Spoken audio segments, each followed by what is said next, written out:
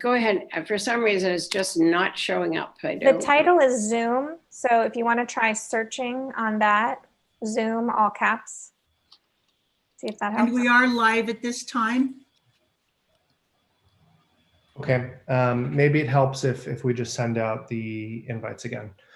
Okay, it is 5:34 on Wednesday, June 17th. I'd like to call to order this special meeting of the Palo Alto City Council. If the clerk would please take the roll. Councilmember Cormack. Here. Vice Mayor Du Bois. Here. Councilmember Filseth. Here. Mayor Fine. Here. Councilmember Niss. Here. Councilmember Ku. Here. Councilmember Tanaka. Here. 7 present. Thank you very much. Our first order is oral communications, where any member of the public may speak to an item not on the agenda. So if you would like to speak on an item that is not on the agenda, please raise your hand. And if the clerk would please help me help these folks provide their comments.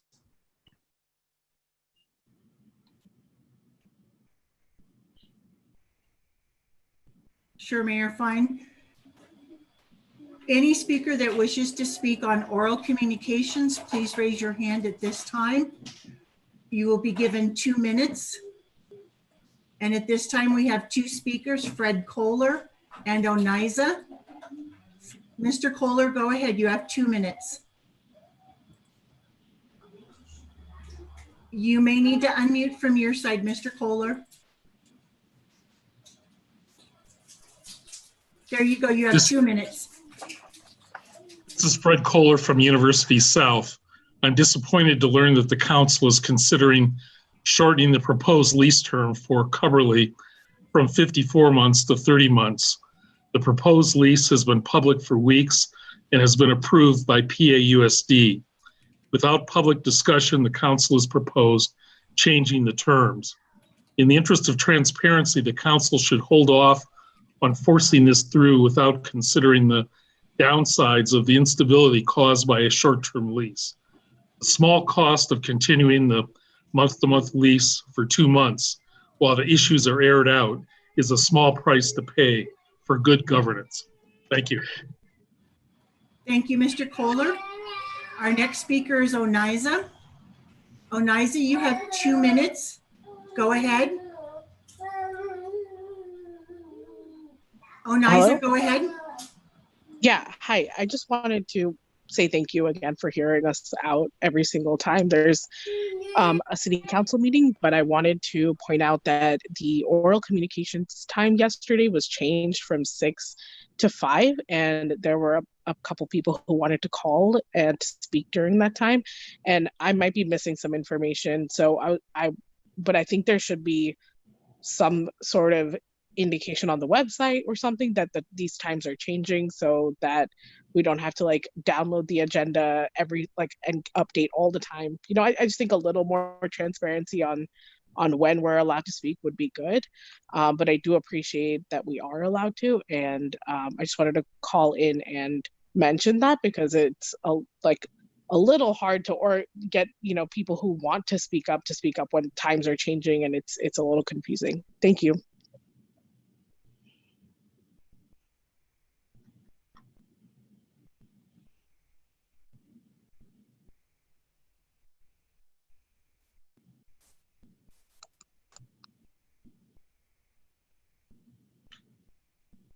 Beth, you're on mute. I'm sorry. The baby was talking. Oniza, the city clerk's office does make the changes, and we do send out a Gov delivery notice to about 2,200 people listing all the changes. If you'd like to do that, it is listed on our webpage. Thank you very much. Mayor, there are no other speakers for oral communications. Okay, thank you very much. I see one more hand. Let's go to Mr. Ehrman. Our next speaker is Jonathan Ehrman.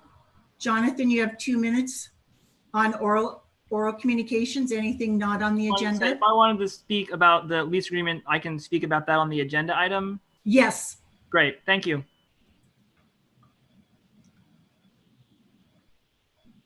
There are no others, Mayor.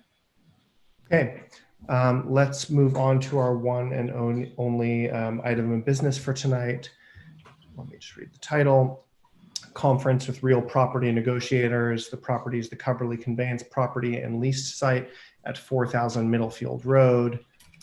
Negotiators include the said city parties, the city of Palo Alto, and PAUSD. I assume we're going to have a few speakers on that, as somebody just mentioned. So let's maybe first go to the public.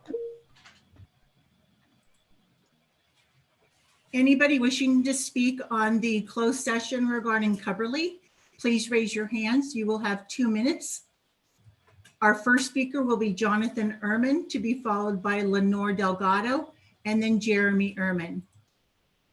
Jonathan, go ahead. You have 2 minutes. Great. Am I unmuted? Hi, thanks. Yes.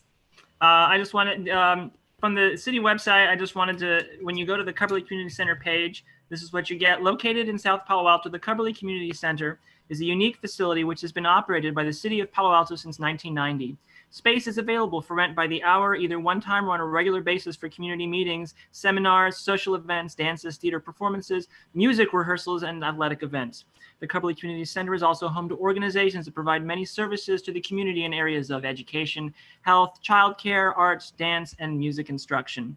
And then there are instructions for how you go about renting rooms. Just want to say again, I think this idea of splitting up the music and theater building between different landlords is nutty. I mean, the city is already covering maintenance costs. I've been told that, that still whoever is managing the theater will also manage those rooms if people are renting them. Supposedly it won't be a problem because the city, the school district, after saying in print they have no interest in renting stuff, is now we're being assured that, well, it'll be just fine like normal because they'll rent the rooms, and so it'll all continue fine and normal. But if they're renting it, what is the point of having different landlords? Why can't you find an agreement where you administer it and the school district gets some sort of a benefit? It seems very strange. And when both sides, say conflicting things, how do we know that the facility will continue to be available to members of the public who wish to use it when the time comes? Because obviously right now nobody is renting rooms or gathering in spaces, and it makes sense that the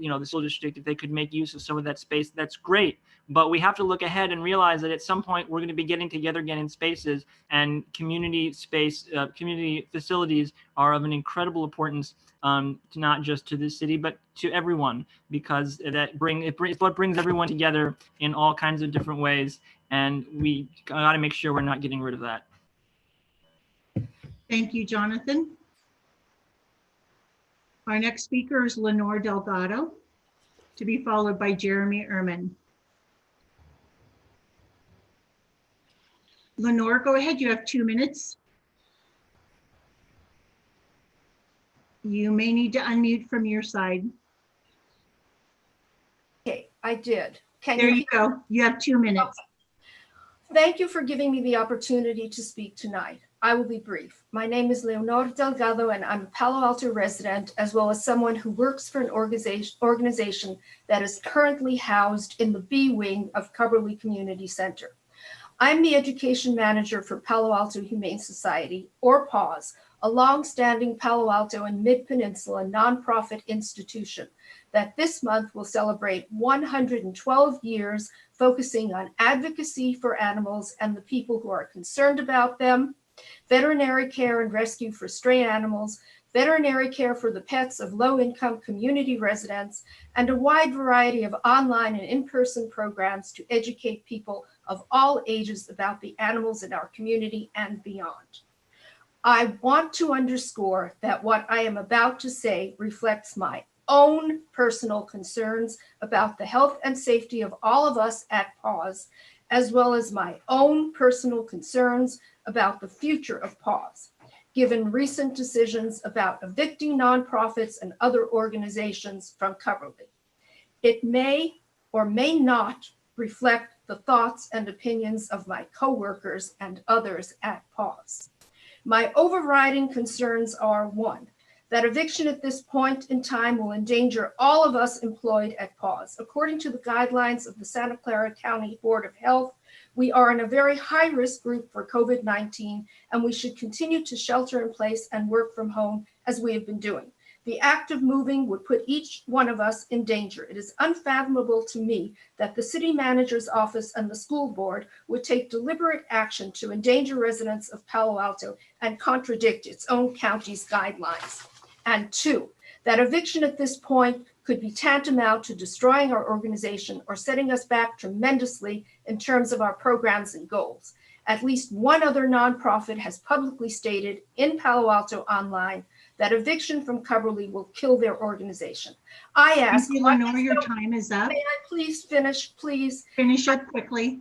Okay, I ask, what is so important in the grand scheme of things to warrant evictions at this time? Everyone cries out money, but money is relative. Our view of financial issues is tempered by our worldview. What is the worldview of the city manager and the school board that places people, nonprofits, and community at the bottom rung Please and sum up, Lenore. unnecessary public works that enrich a few developers at the top of the heap? Don't community members and Thank you, Lenore. out for more in the grand scheme of things? Thank you. And our final speaker at this time is Jeremy Ehrman. Jeremy, go ahead. You have 2 minutes. Thank you. Can you hear me? You're a little warbly, but we can hear you. Okay, hold on. Let me see if I can. Okay.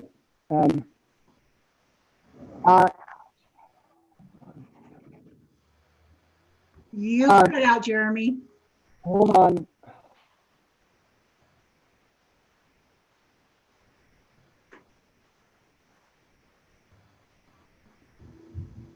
Sorry, can you hear me? You're breaking and cutting in and out. Let me try one thing. Hold on.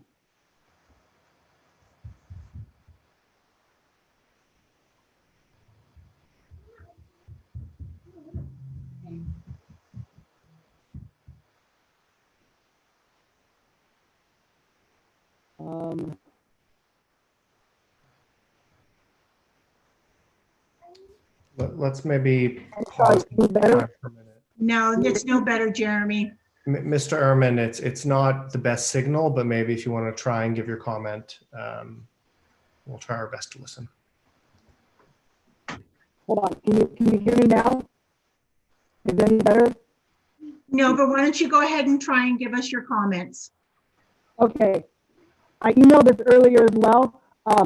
Separating Coverly's theater and M rooms in the city and the school district will cause confusion for groups trying to rent the theater and backstage dressing rooms. The M rooms were built to be music and theater rooms and form one facility with the theater. I urge you to keep the theater and M rooms together in Coverly lease to maximize their benefit for the community and avoid hardship for groups that have performed there for years, such as the Palo Alto Chamber Orchestra and the Palo Alto Philharmonic. Requiring people to go through both the city and the school district to rent the theater and M rooms together or to rent rooms on different sides of Coverly at once seems confusing and inefficient. The city has already said it will continue handling maintenance and utilities for the entire Coverly campus, since you already have people in place who know what they're doing and then receive reimbursement from the school district. It would seem to make sense then for the city to continue handling rentals for the entire campus and even other administrative functions. If the school district occupies part of the campus and the city pays less, it still makes sense for the city to administer the whole facility. I think most Coverly classrooms are usually rented during non-school hours, so it seems that the school district, the city, and the community should be able to share these rooms to everyone's satisfaction. Please remember that Coverly's purpose is to serve the community, regardless of who owns the land or administers it. Please don't base this lease solely on financial panic. Please keep the community in mind as you decide the future of Coverly Community Center. Thank you. Thank you, Jeremy. Mayor Fine, that ends our public speakers. Okay, we now return to council. And as you all know, we have this one item for the night, a closed session item. Happy to entertain any motions. Glad to move to closed session. So we have a motion to go into closed session by Councilmember Niss. Is there a second? Second. Seconded by Councilmember Cormack. Is there any discussion on this motion? Councilmember Niss, would you like to speak to your motion? Yes, I think as usual, because we're discussing real estate, and I'm reasonably sure, looking at Molly at the same time, that this comes under the headings of those issues which we are allowed to take up in closed session. Councilmember Cormack, would you like to speak to your second? No, thank you. Okay. If there are any other comments on this, please raise your hand. Councilmember Koo. I think you're on mute. Yeah, this mute. I appreciate what Councilmember Niss said about that this is real estate transaction, so it should go into closed session. However, I was just wondering, what are the opportunities for this to be discussed in public? Palo Alto Unified School District discusses this transaction in their open sessions. So I'm just trying to understand, since most of it is already out on the table, why can't we just do that out in public?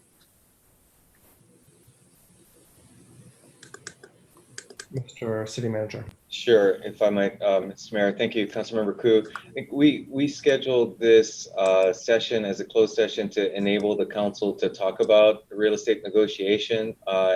At the conclusion of the session, if the council chooses, it could be reported out in terms of any reportable action. So that's the way we set up the agenda, and hopefully that meets your needs.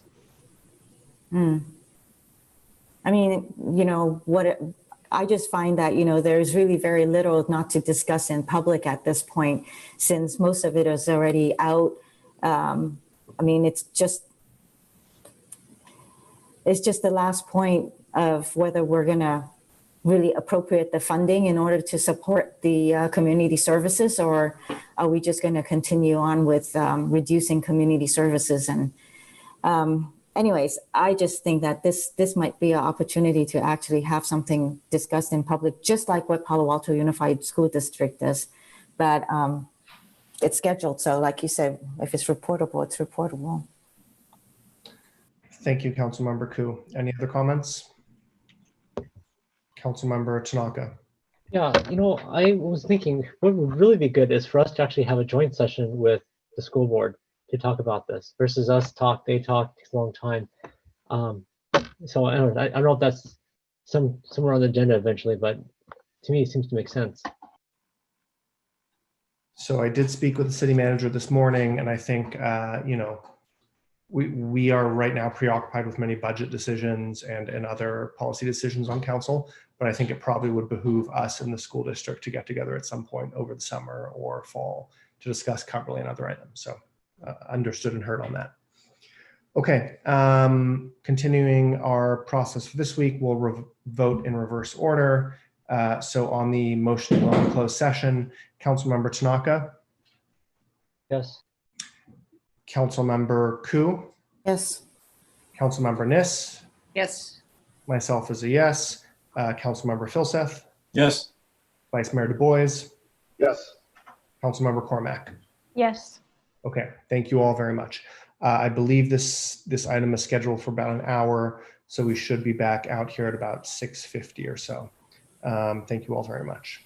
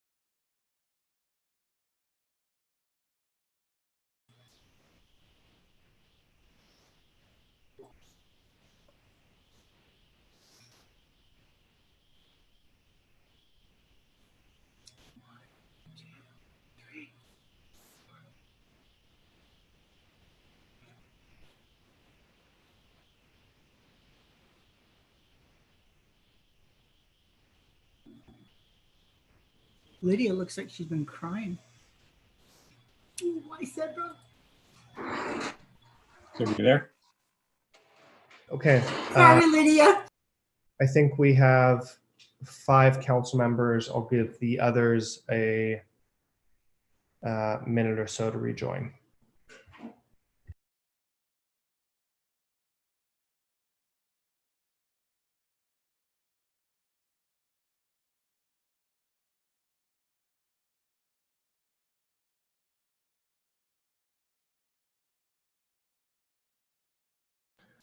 Okay, given it's coming up on 7 p.m. and we do have a quorum, council has returned from closed session and we do have a reportable action.